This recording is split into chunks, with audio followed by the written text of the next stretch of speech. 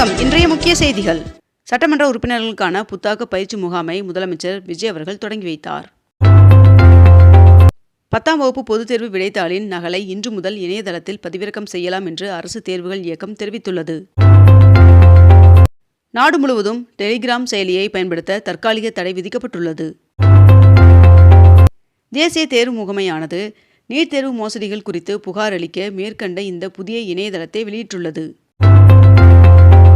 மேட்டூர் அணையின் நீர்வரத்து வினாடிக்கு 251 கனஅடியிலிருந்து 193 கனஅடியாக சரிந்தது. 22 கேரட் ஆவண தங்கத்தின் விலை சவரனுக்கு 80 ரூபாய் விலை குறைந்து ஒரு சவரன் 1,12,480 ரூபாயாகவும் 1 கிராம் 14,060 ரூபாய்க்கும் விற்பனை செய்யப்பட்டு வருகிறது. இதனைத் தொடர்ந்து 1 கிராம் வெள்ளியின் விலை கிராமிற்கு 5 ரூபாய் விலை குறைந்து 1 கிராம் வெள்ளி 275 ரூபாய்க்கு விற்பனை செய்யப்பட்டு வருகிறது. திருச்செந்தூர் முருகன் சுவாமி கோவில் வளாகத்தை சுற்றியிருந்த நூற்றுக்கணக்கான சிறு வியாபாரிகளின் கடைகள் அகற்றப்பட்டுள்ளன. தமிழகத்தில் பள்ளிகளில் காலை உணவு திட்டம் 8ஆம் வகுப்பு வரை விரிவாக்கம் செய்யப்படுவதாக முதலமைச்சர் விஜய் அவர்கள் அறிவித்துள்ளார். மேலும் தந்தை பெரியார் அவர்களின் பிறந்த நாளான செப்டம்பர் 17ஆம் தேதியன்று இத்திட்டம் விரிவாக்கம் செய்யப்படும் என்றும் முதலமைச்சர் விஜய் அவர்கள் அறிவித்துள்ளார். சென்னை பெருநகர பகுதியில் பல அடுக்குமாடி திட்ட அனுமதி வழங்கும் அதிகாரம் CMDAக்கு மாற்றம் செய்து முதல்வர் விஜய் அவர்கள் உத்தரவிட்டுள்ளார். தமிழகத்தில் இன்று நாமக்கல், சேலம், திருச்சி, பெரம்பலூர், அரியலூர் ஆகிய மாவட்டங்களில் ஒரு சில இடங்களில் கனமழை பெய்ய வாய்ப்புள்ளதாக வானிலை மையம் தகவல் தெரிவித்துள்ளது. நாடு முழுவதும் மொத்தமுள்ள 4123 MLAக்களில் பாஜக கூட்டணியின் பலம் 61.36% அதிகரித்துள்ளதாக தகவல் வெளியாகியுள்ளது. கீர்த்தி சக்ரா விருது பெற்ற தமிழ்நாட்டை சேர்ந்த இராணுவ வீரர் மீனாட்சி சுந்தர் அவர்களுக்கு முதலமைச்சர் விஜய் அவர்கள் பாராட்டு தெரிவித்துள்ளார். ஹைட்ரோ கார்பன் திட்டத்தை தமிழ்நாடு அரசு தடுத்து நிறுத்த வேண்டும் என்று முன்னாள் அமைச்சர் தங்கம் தென்னரசு அவர்கள் வலியுறுத்தியுள்ளார். முதலமைச்சர் விஜய் அவர்கள் மற்றும் அவரது மனைவி சங்கீதா ஆகியோருக்கிடையிலான விவாகரத்து வழக்கு வருகின்ற ஆகஸ்ட் 7ஆம் தேதிக்கு ஒத்திவைக்கப்பட்டுள்ளது. தமிழகத்தில் ஜூன் மாதத்திற்கான 1000 ரூபாய் உரிமைத் தொகை பெண்களின் வங்கிக் கணக்கில் வரவு வைக்கப்பட்டுள்ளது. முதல்வர் விஜய் அவர்கள் மற்றும் அவரது மனைவி சங்கீதா ஆகியோரின் விவாகரத்து வழக்கு காணொலி வாயிலாக ஆஜராக அனுமதி வழங்க வேண்டும் என்று விஜய் அவர்கள் மற்றும் அவரது மனைவி சங்கீதா ஆகியோரின் தரப்பில் முன்வைக்கப்பட்ட கோரிக்கைகள் செங்கல்பட்டு குடும்ப நல நீதிமன்றத்தில் நிராகரிக்கப்பட்டுள்ளது. கேரளாவில் அரசு பேருந்துகளில் பெண்கள் இலவசமாக பயணிக்கும் திட்டத்தை முதலமைச்சர் சதீசன் அவர்கள் எர்ணாகுளத்தில் கொடியசைத்து தொடங்கி வைத்தார்.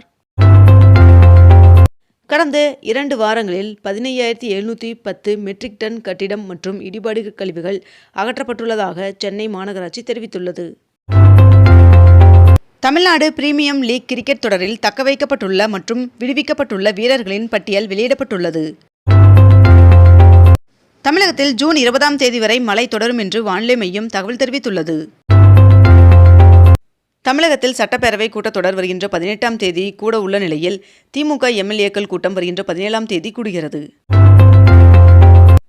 பாஜக தலைமையிலான NDA கூட்டத்திலிருந்து தமாக விலகுவதாக அக்கட்சியின் தலைவர் GK வாசன் அவர்கள் அறிவித்துள்ளார். புதுச்சேரியில் வாகன பதிவு சான்றிதழ் RC ஓட்டுநர் உரிமத்துடன் மொபைல் எண்ணை இணைப்பது கட்டாயமாக்கப்பட்டுள்ளது.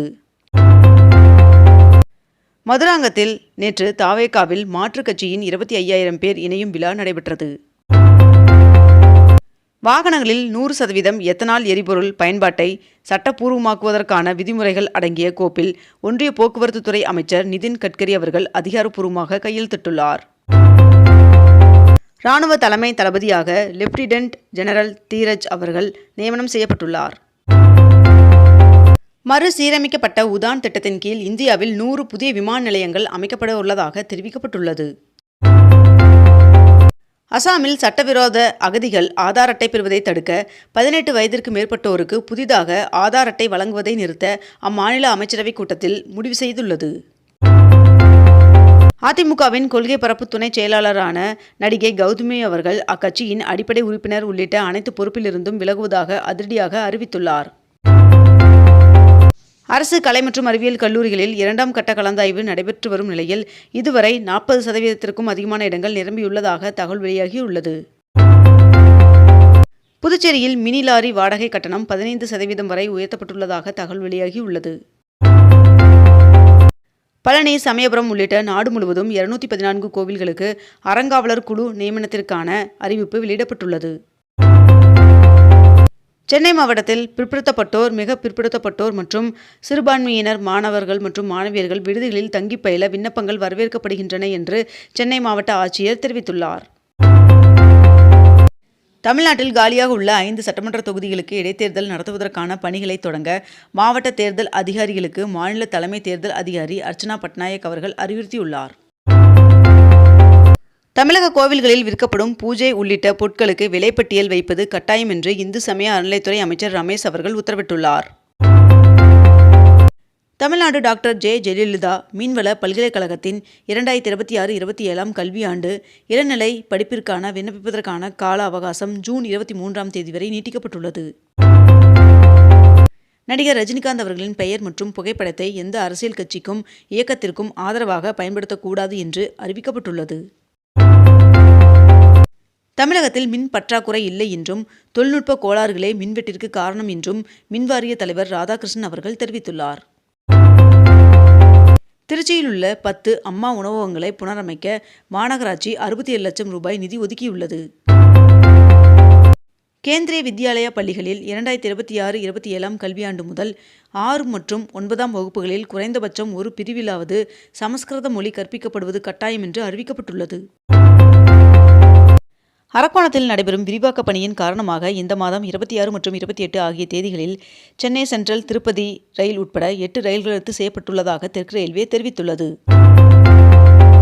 இந்தியாவில் கடந்த மே மாதம் செல்போன்கள் விற்பனை 30 முதல் 35% வரை சரிந்துள்ளதாக தகவல் வெளியாகியுள்ளது. இந்திய பாதுகாப்பு ஆராய்ச்சி மற்றும் மேம்பாட்டு நிறுவனம் 3 அதிநவீன ஏவுகணை சோதனைகளை வெற்றிகரமாக நடத்தியுள்ளது. கேரளத்தில் கல்லூரி மாணவிகளுக்கும் மாதம் 1000 ரூபாய் உதவித்தொகை வழங்கப்படும் திட்டம் நடப்பு கல்வியாண்டில் செயல்படுத்தப்படும் என்று உயர்கல்வி அமைச்சர் ரோஜி எம். ஜான் அவர்கள் அறிவித்துள்ளார். பிரதமர் நரேந்திர மோடி அவர்கள் 19ஆம் தேதி வரை ஐரோப்பிய நாடுகளில் சுற்றுப்பயணம் மேற்கொள்கிறார். மேலும் பிரான்ஸ் மற்றும் ஸ்லோவேக்கியா நாடுகளுக்கு செல்லும் பிரதமர் நரேந்திர மோடி அவர்கள் அங்கு G7 மாநாட்டில் கலந்து கொள்ள உள்ளார் என்றும் தகவல் வெளியாகியுள்ளது. பட்டா தொடர்பான மனுக்கள் மீது 15 நாட்களில் நடவடிக்கை எடுக்கப்படும் என்று அமைச்சர் செங்கோட்டையன் அவர்கள் தகவல் தெரிவித்துள்ளார். 17வது சட்டசபைக்கு தேர்வு செய்யப்பட்ட எம்எல்ஏக்களுக்கு வருகின்ற 16 மற்றும் 17 ஆகிய 2 நாட்கள் புத்தாக்க பயிற்சி சென்னை கலைவாணர் அரங்கில் நடைபெற உள்ளது.